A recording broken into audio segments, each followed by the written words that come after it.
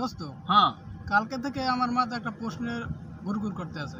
তোর মাথায় গুরগুর করতে আছে ফুরফুর করতে আছে প্রশ্ন না হন আমার কথা প্রশ্ন না ক তুই আমার প্রশ্নটা তুই কও না, তুই কি পারবি বলতে? আমি অনেক চেষ্টা করছি, অনেক খুঁজছি, কিন্তু উত্তর পাইতেছি এমন না। কোন প্রশ্নের উত্তর আছে যা আমি পারি না?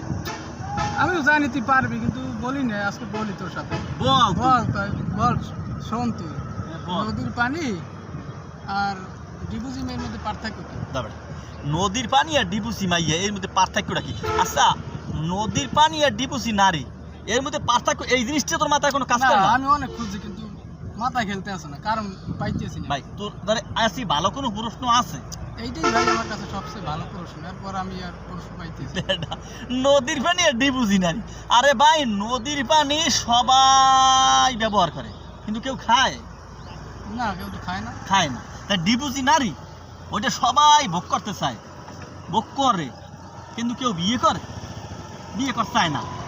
তোর এই জিনিসটা মাথায় কাজ করে না? আসলে নদীর আমার কাজ পানি করে না।